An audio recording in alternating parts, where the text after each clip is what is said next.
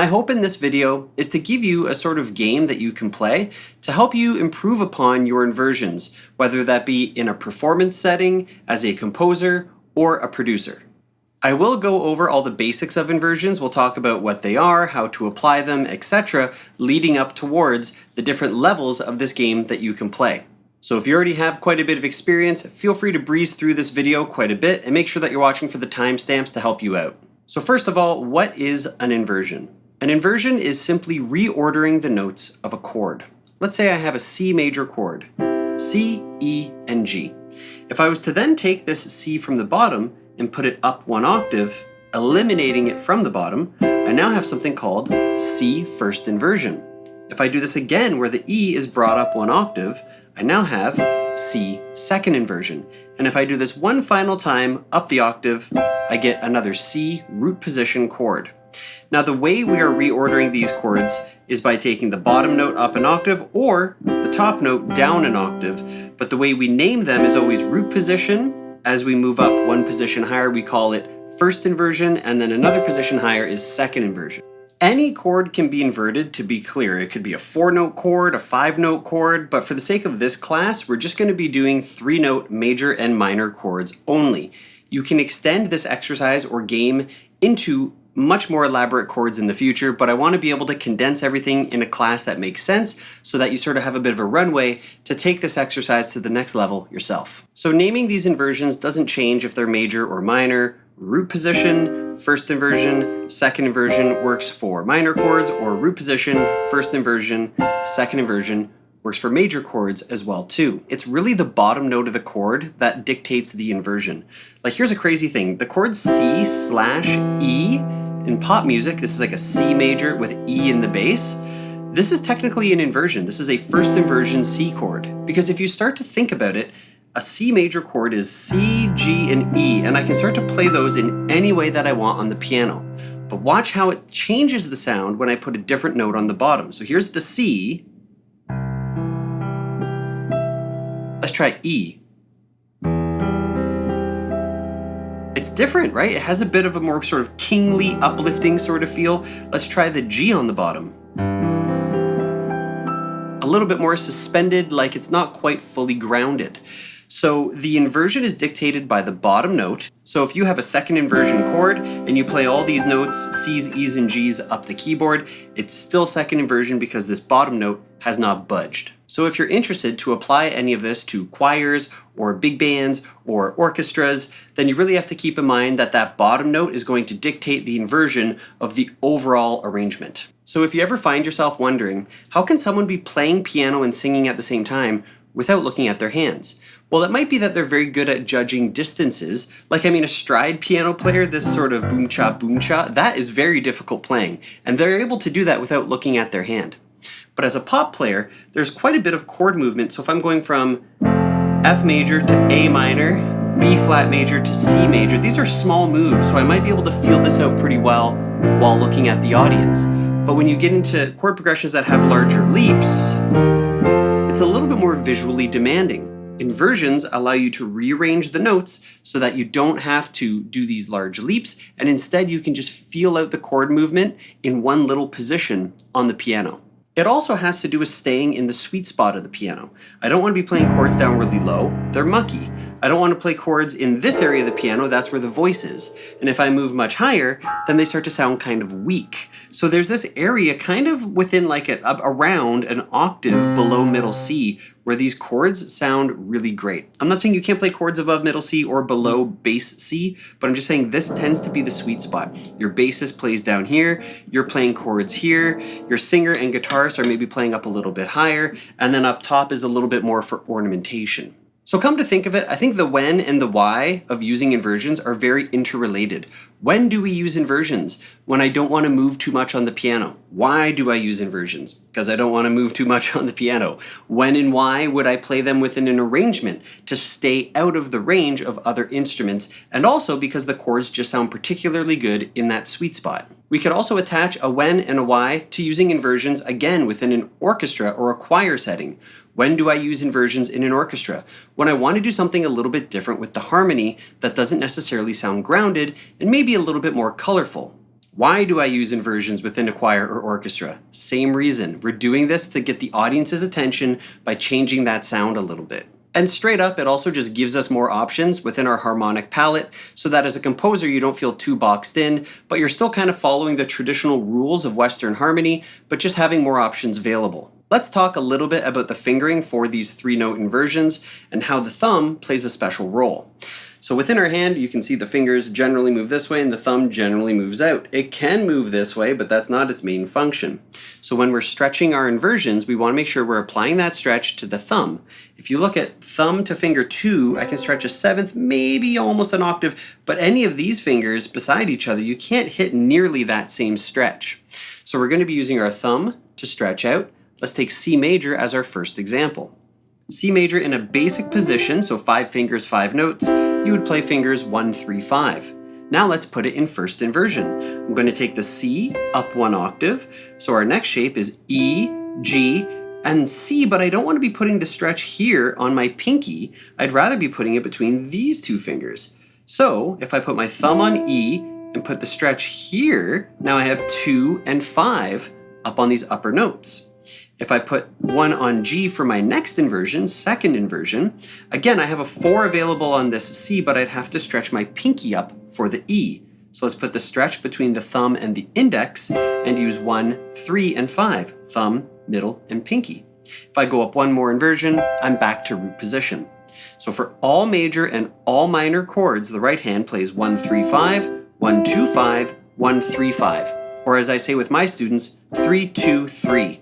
1 and 5 are common between all the chords, so you don't really need to think about them as much as you need to consider which of these middle fingers is being used within the inversion. The left hand follows the same approach, but the order of the 3s and 2s is a little bit different. We're still starting with a 3 because in a 5-finger position, I just need to be playing fingers 5, 3, and 1 for my basic C major chord.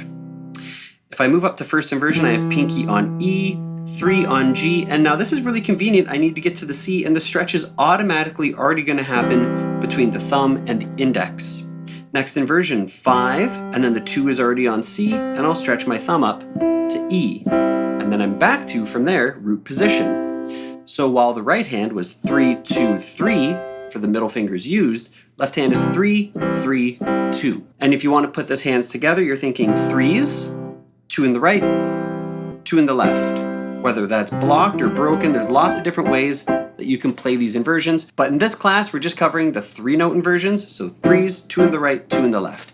This is more technical though. Like I'm not going to challenge you with speed and 4 octaves. That's not what this class is about. It's not what the game is about. But I just wanted to show you some of the basics that you may have gone over with your teacher or may encounter in the future. As a final note, I need you to know how to play your basic major and minor shapes. I'd prefer that even before you dig into this class, you already know those shapes, but I'll cover the basics and I'll also supply a PDF that you can download that's going to give you all the basic major and minor shapes, as well as their inversions and some notes on suggested fingerings, so make sure you're watching out for that downloadable free PDF. You need to really be able to recall what is the shape of a C major chord, or a B flat minor chord, or an F sharp major chord. Once you get to the point where you can kind of visualize the shapes of each of these chords, then and only then are you ready to jump into this game. This game is meant to help you improve on your inversions, which is not step 1 when it comes to learning chords. So get that first step under your belt and then jump into the game. So here we are. What is the smart inversion game? We're going to start with any chord. Let's say your teacher names a chord or you just randomly name one. For now, we're just going to start with F major. Here we are, starting F major, both hands. From here, you're going to think of any other chord. And for now, let's just keep it on majors. Let's say it's B flat major. Your left hand is your reference hand. You're going to move to a B flat major shape and analyze what is the difference between my right hand, my current chord, and my left hand, the next chord. B flat, D, and F. Are any of the notes common? In this case, yes, F is common. It's in both of these chords. So I will not change its orientation. It's on the bottom of the chord, keep it on the bottom. Now the B flat and D, we need to find from these top notes the easiest way to move to those other 2 notes. Well, B flat and D are just up 1 step from where I currently was, so this is the smartest way to get from a root position F major chord to a first inversion B flat major chord. So now you're on this chord, B flat major, second inversion. Keep your hand pressed because this is your next reference point. Let's think of any other chord. Again, you could like roll dice to figure out like a 12-sided die is C, C sharp, D, D sharp all the way up to B. You could have a major and a minor die. That might sound kind of crazy. I do have these dice. It's possible to make them, but it's really easy if you work with a friend or a teacher and they're dictating which chord comes next. But let's say it's a D flat major. Okay, so D flat major has D flat F and A flat. Now, currently in my right hand, I have F, B flat, and D. So the F is common between both of these chords, yet again. So I'm going to have to change A flat and D flat are the notes I need, and I have to change a B flat and a D. Well, it kind of makes sense that D would move to D flat, and in this case, B flat doesn't have to move very far to move to an A flat. Now I have D flat, F, and A, just like my left hand, but just in a different order. That's an inversion. So I'm in D flat major, first inversion. And you continue through this way. Now some chords might have multiple notes in common. For example, if we were to play F minor next, so F, A flat, and C, okay, I still have the F in common. I have the A flat in common, so we'll keep those in the same orientation. F is on the bottom, A flat is in the middle, and my top note, C, well, I'm on C sharp or D flat, so I'll just lower it. Now, at this point, I had a finger 2 in my right hand for this first inversion chord. This is the proper fingering, 3, 2, 3, like we discussed. However, when I'm in a root position chord, I would want to switch this to a 3. So try to change the fingerings as you're going. It's not as important as getting the right notes, but do consider that the fingerings do matter. So like I said, in that case, we had 2 notes in common, and if you're working with 7th chords or 9th chords, in other words, chords that have more than 3 notes, it's possible to have 3 notes in common out of 4, or 4 notes in common out of 5. But again, it becomes this sort of exponential number of how many possibilities there are, and that's why within this class, we're just keeping it down to 3 notes per chord. Now, it is possible to have no notes in common. For example, a C major chord and a D major chord have no notes in common. And you're going to see this when chords are neighbors. So C major to D major, no notes in common, so I'll keep the same root position to root position. Now, if I happened to be in a first inversion of C major, and then someone says move to D major, okay, I can move down to this D major, which looks pretty convenient, or up to this D major. Ultimately, you have the choice, but my recommendation to get started is just keep the same inversion. C major's first inversion, D has no notes in common, so just keep it in first inversion. The same thing would work descending, C major in first inversion, down to B flat major in first inversion. Because they're neighbors, C and B, there's likely to be no notes in common, so you keep the same position or inversion between those chords. Now, sometimes there will be a note in common when you're moving by a step, and this happens when you're moving by a semitone between chords and changing chord quality. So for example, if I have an F minor chord, F, A flat, and C, and I want to move to E major, E is a neighbor, so no notes should be in common, right? Wrong. I'm only moving a semitone between F and E, and the chord quality is changing from minor to major. In this specific circumstance, there's going to be one note in common.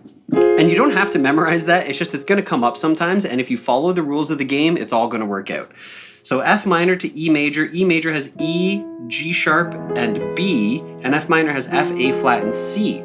Well, A flat and G sharp are essentially the same note, so I would stay in root position between those two, but just keep in mind one note will be in common. Now, there's also going to be some times where your 2 chords have no notes in common and they're not neighbors. A good example might be G minor to E major. E major doesn't have a G, doesn't have a B flat, and doesn't have a D, the 3 notes from G minor. So what do I do in that case? Just follow the basic rules. Move every note the smallest amount possible, in other words, the smartest way to get to the next inversion. Here's G minor. Okay, so I have a G in this chord and E major has a G sharp, so very likely the G is going to move to G sharp. Let's keep that as the same letter name.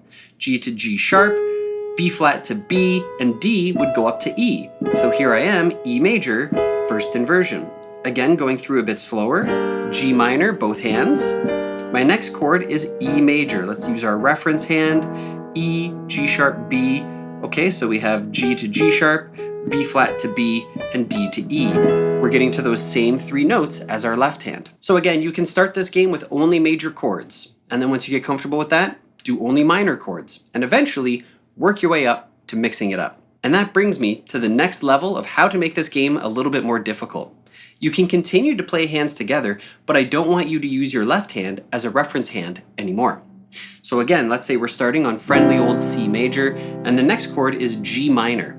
I don't get to use my left hand to see what a G minor shape looks like. I can use my eyes, I can still look at the piano and kind of see what the notes might be. Okay, so I know a G minor chord is G, B flat, and D. From there, you follow the same rules. G is common, stays on the top. Now we have D and B flat, and now we're practicing these inversions in both hands, which is one way that we've made it more difficult, but also eliminating that left reference hand is going to make things quite a bit trickier. So when you get comfortable with the game, it might look something like this. And I'm going to be my own teacher in this case and call out my own chords, but it's always better if you do it with someone else calling out the chords for you. So F minor to start, B flat major, F sharp major, C major, A flat minor, A major, F major, so on and so forth. So I'm taking both hands and playing the appropriate inversion with the appropriate fingering and sort of reacting as quick as I can to each chord change, trying to make sure I'm being as efficient or as smart with my movement as possible. And lastly, the final step to make this game more difficult and to really play it in its fullest form. This is going to be the thing that allows you to look at your audience while you're playing and not your hands. Or it might be the thing that allows you to, while in the studio, play and jam with other musicians while you're looking around and have them ask, how are they able to play so freely on the keys? Why aren't they focused on the shapes? This is what gets you to internalize these shapes to that high level. And simply put, now you're going to play with your eyes closed. If the expectation is I want to be able to play through my chords while looking at the audience, you're not using your eyes anyway. So we had a reference hand, now we've gotten rid of it, now we're getting rid of the visual part, and it's going to make it quite a bit tougher. So it ends up looking something like E flat major, B minor, D major, G minor, E flat major, F major, A flat major, so on and so forth. I'm not looking at my hands, I'm looking at you guys and I'm visualizing each shape. But you can't jump to this level. You really have to work up to it, get to know your basic shapes first, get to know your inversions and the proper fingerings, and using a reference hand for the basic shapes to help these more complex inversions. Practice majors separate, practice minors separate, mix it up, and then eventually take away the visual component, and I promise you your inversions will get to that next level where you're feeling much more comfortable. But there's no lack of practice involved with this. It's not an overnight thing. It's just an approach to help you get there that feels a little bit more gamified and a little bit more sort of keeping you on your toes as opposed to practicing it as a technical study with inversions that are all beside each other. Like, we're really mixing things up, and it's best played with someone else to really keep you challenged. Otherwise, you're going to end up naming chords for yourself that you know well or that you can anticipate. If someone else is doing it, you're really going to stay on your toes. So that's it. That's the Smart Inversion game. I play this with my students where I call it the chords and then they have to play it. And then over time, in doing this game for many years, I've come up with a few ways to make it more difficult for my students until eventually they're doing it eyes closed with seventh chords, full-on jazz rootless chords, and plenty of other types of chords that really take them to that high level of piano musicianship. I hope you had fun and I hope you learned something. Make sure you're practicing this tons to get the most out of it, and I'll see you in the next class.